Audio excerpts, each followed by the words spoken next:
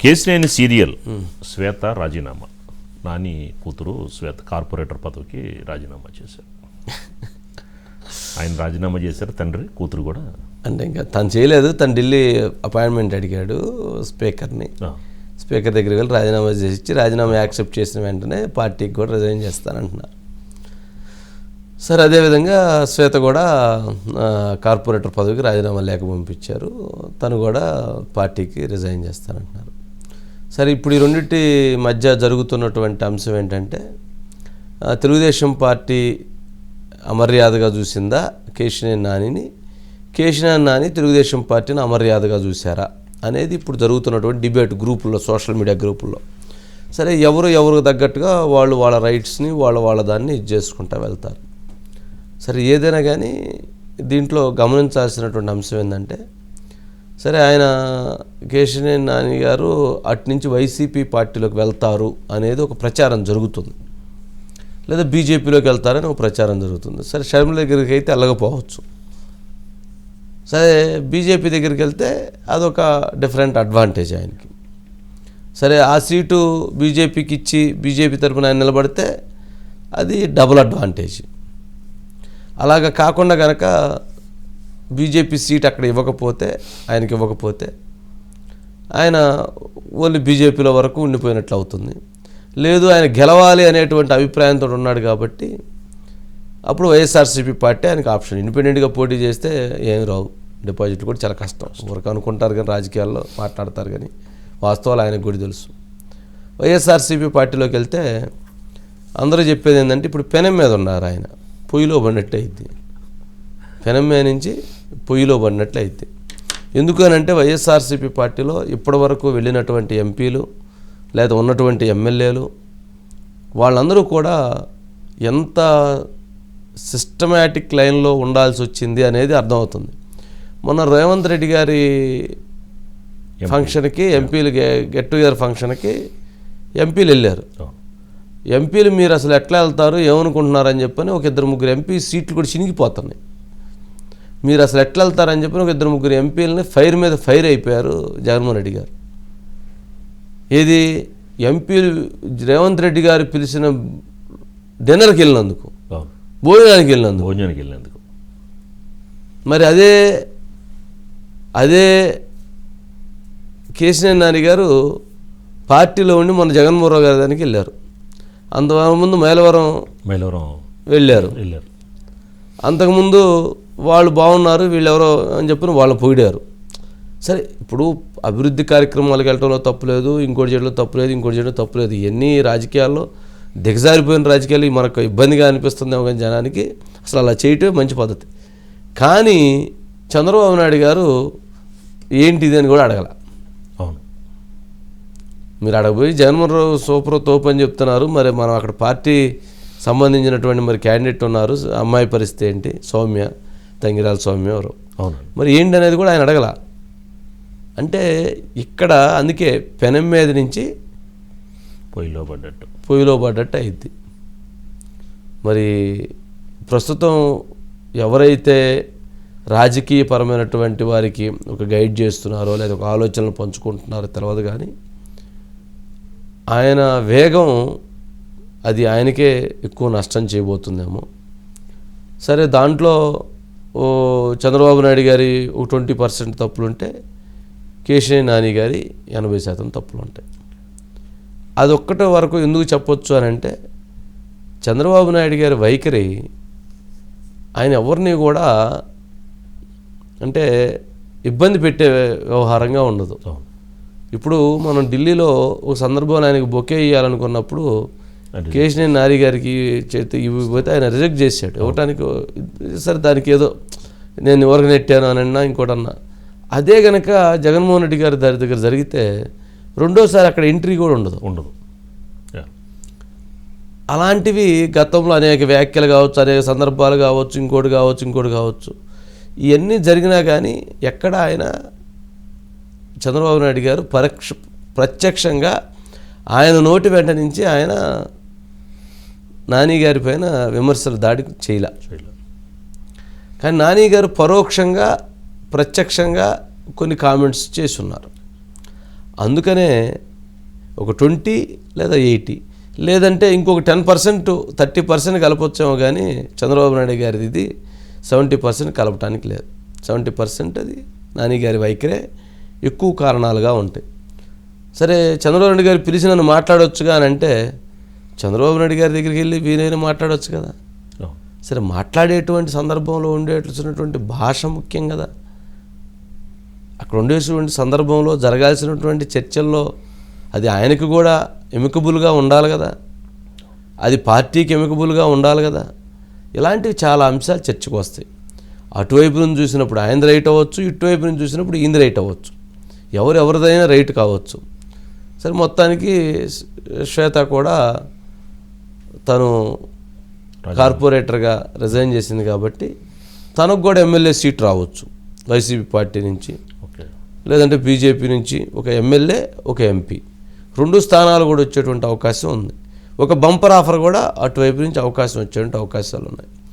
కానీ నాని వైఖరిని భవిష్యత్తులో జగన్మోహన్ రెడ్డి గారు ఎలా చూస్తారు అనేది కూడా ప్రశ్నార్థమైన అంశమే. సరే దీన్ని డెప్త్గా వెళ్తే చాలా అంశాలు చెప్పవచ్చు. అటువైపు నుంచి చెప్పొచ్చు, ఇటువైపు నుంచి చెప్పొచ్చు. పార్టీలోనూ లోపాలు ఉంటాయి, అటు ఆయన వైపు నుంచి లోపాలు ఉంటాయి. కానీ ఆవేశం అయితే ఇప్పుడు పనికిరాదు, మంచిది కాదు రాజకీయాల్లో. కానీ ఒక పక్కన చూసుకుంటే ఇప్పుడు కేసీఆర్ నాని గారికి ఓటింగ్ పరంగా అతనికి బలంగా ఉందా, లేదా టీడీపీ పరంగానే ఆయన గెలవగలిగారంటారా? ఇది ఒక అంశం ఏంటంటే మొన్న 7 అసెంబ్లీ నియోజకవర్గాల్లో 6 అసెంబ్లీ నియోజకవర్గాలు ఓడిపోయినప్పటికీ కూడా ఆయన గెలవగలిగారు. అది ఆయనకున్నటువంటి ప్లస్, అది ఆయనకు బలం. ఆ బలంతో ఇక్కడ నేను ఇన్ని ఇబ్బందులు ఉన్నా నేను గెలవగలిగానంటే ఇది నా ఇమేజ్ అనేటువంటిది ఉంది. మొన్న 7 నియోజకవర్గాల్లో ఆయనకి అదనంగా వచ్చినటువంటి ఓట్లు 30,000 ఓట్లు. అంటే 7 నియోజకవర్గాల్లో అక్కడ 3,000 తోటి ఓడిపోయి, ఒకటి 5,000 ఓడిపోయి, 7,000 ఓడిపోయి, ఏది ఎట్లా ఓడిపోయినా కానీ ఒక 30,000 ఓట్లు అదనంగా ఆయన వ్యక్తిగతంగా వచ్చి రావటం జరిగింది. అంటే 12,70,000 లేదో మనోళ్ళు ఏదో నెంబర్ వేస్తున్నారు. టీడీపీతో ఏదైనా కానీ ఆయన్ని తెలుగుదేశం పార్టీలో ఉంటే ఇష్టపడేటువంటి వాళ్ళ సంఖ్య ఎక్కువగా ఉంటుంది. ఆయన తెలుగుదేశం పార్టీ వీడితే ఆయనతో పాటు వెళ్ళేటువంటి వాళ్ళ సంఖ్య అతి స్వల్పంగా ఉంటుంది.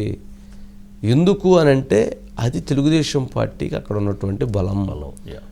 వైఎస్ఆర్సీపీ పార్టీలో రేపు వీరు వెళ్ళిన తర్వాత అక్కడ ఉన్నటువంటి రాజకీయాలకు అనుగుణంగా ఈయన నడవాలి తప్ప ఈయన అనుకున్నటువంటి రాజకీయాలకు అనుగుణంగా ఈయన నడపలేరు.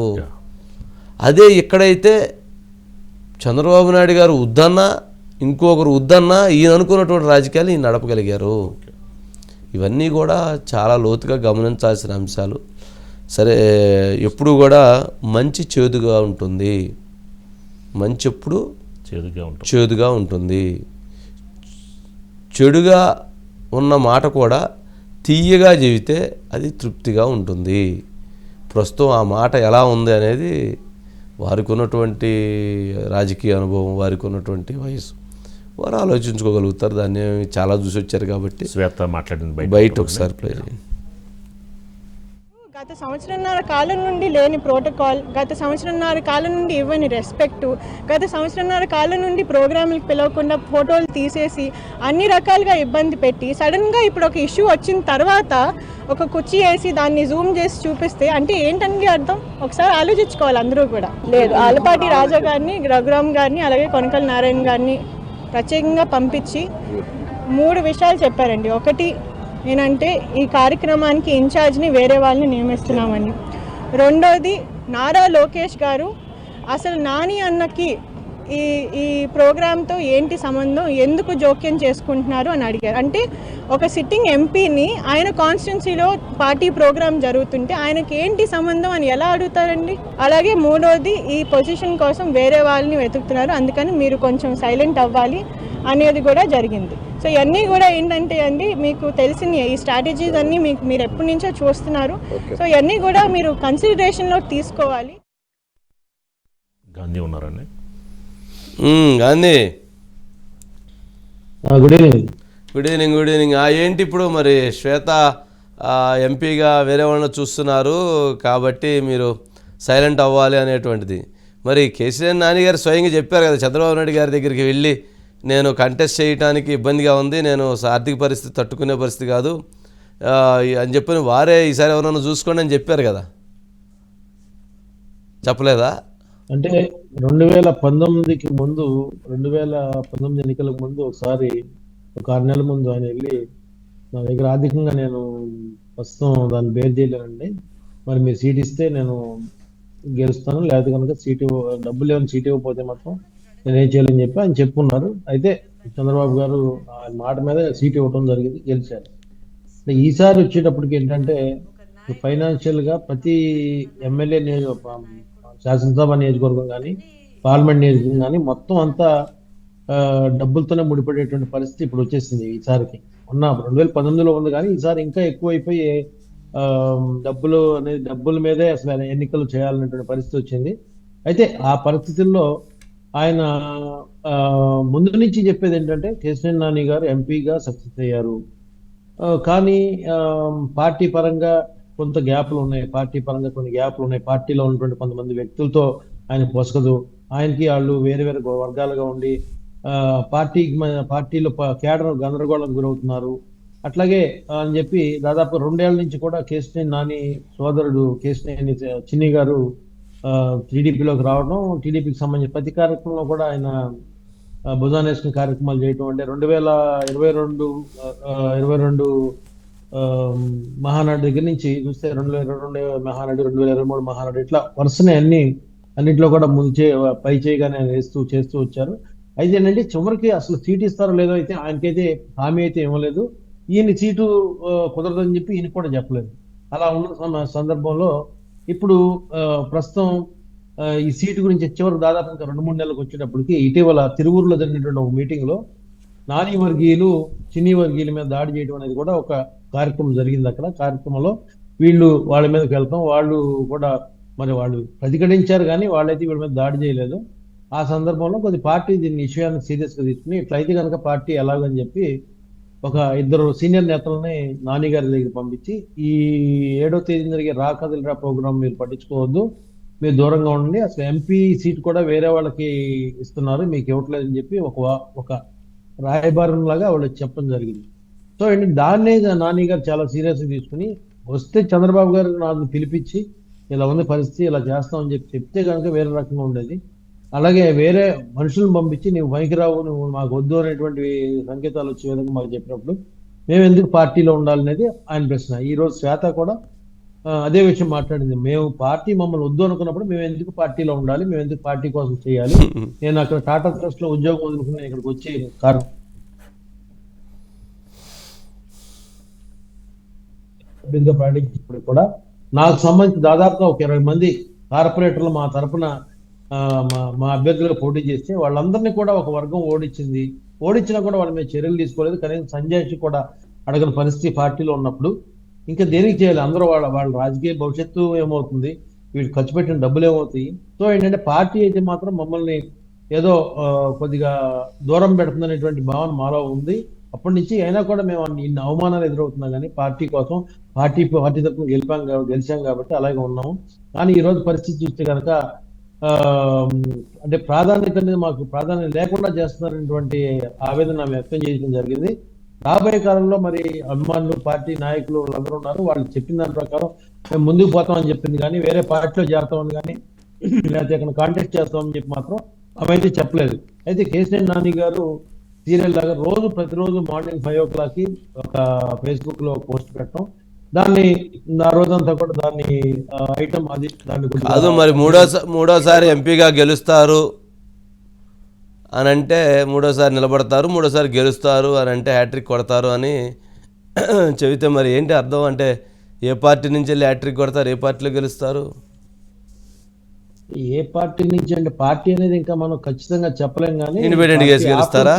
చెప్తున్నారు ఇండిపెండెంట్ గా వేస్తారో లేకపోతే ఉన్నటువంటి ఇంకా 2 పార్టీల్లో ఏదో ఒక పార్టీలోకి వెళ్తారో, అయితే ఎవరైనా సరే ఒక ఆత్మవిశ్వాసం అనేదితో మాట్లాడుతూ ఉంటారు. అట్లా అంటే ఓడిపోయినా గెలిచినా కానీ మేము గెలుస్తాం అనేటువంటి మాట అందరూ మాట్లాడతారు, కాబట్టి ఆయన కూడా దాని అదే వాటిలో మాట్లాడి ఉంటారు. అది గెలుపు వాటిని ముందే నిర్ణయించలేదు కదా ఎవరు. అయితే ఈ పార్టీ ఏ పార్టీలోకి వెళ్తారు ఏంటి అనేది చర్చ అయితే మాత్రం మనకున్న సమాచారం ప్రకారం ఈ బడ్జెట్ సెషన్స్ అవగానే ఫిబ్రవరి 3-4 తేదీల్లో ఆయన పార్లమెంట్ సభ్యత్వానికి రాజీనామా చేయడం, ఆ తర్వాత తెలుగుదేశం పార్టీ కూడా రాజీనామా చేస్తారని చెప్పి కూడా తెలుస్తుంది దాని ప్రకారం.